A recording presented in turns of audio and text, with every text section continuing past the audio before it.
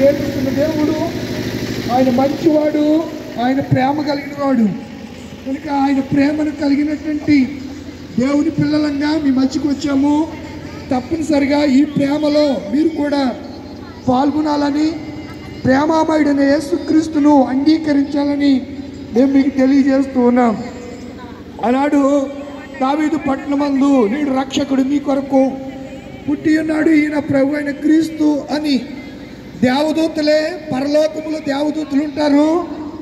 వారిని మనం ఏలియన్స్ అంటాం, కొంతమంది తెలియని వాళ్ళు. ఏంజిల్స్ అని బైబిల్ చెప్తుంది, అనగా దేవదూతలు. వారు పరలోకం నుంచి భూమి మీదకి వచ్చి యేసయ్య పుట్టాడని చెప్పారు.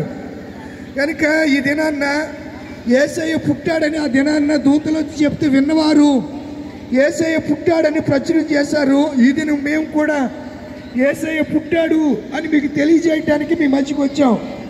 తప్పనిసరిగా యేసుని గురించి మరిన్ని వివరాలు తెలుసుకోవాలంటే ఆయన ఎలాంటి వాడు, ఆయన ఏం చేస్తాడు, ఆయన అద్భుతాలు చేసేవాడు, రోగులను బాగు చేసేవాడు, రోగులకు పరమ డాక్టర్ అయిన, పాపులను ప్రేమించినటువంటి వాడు, పాపులతో స్నేహం చేసిన వాడు, ఆయన పరలోకాన్ని అనుగ్రహించినటువంటి దేవాతి దేవుడు యేసయ్య.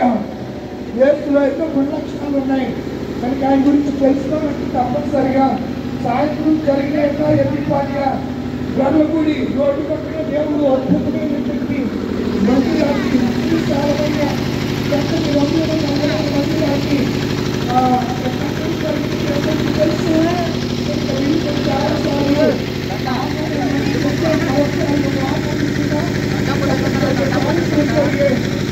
తప్పుపోయాడండి, తప్పుపోయిన వాళ్ళ ఉన్నాడు.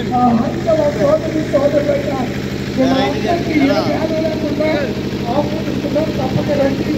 దేవుడు పుట్టాను. పరిశుద్ధ గ్రంథం లూకా 2వ అధ్యాయము 1 నుంచి 12 వచ్చిన వరకు ఎవరైనా ఒక చదవండి. తర్వాత ఒక సిస్టర్ గారు ప్రార్థన చేయడానికి సిద్ధంగా ఉండండి. దేవుని స్తోత్రం. ఆ దినముల్లో సర్వలోకమునకు ప్రకాశించ వ్రాయవలెనని పైసలు 5 సువర్ణ అధ్యాయం. ఇది కురేలియా సిరియా దేశమునకు అధిపతి ఉన్నప్పుడు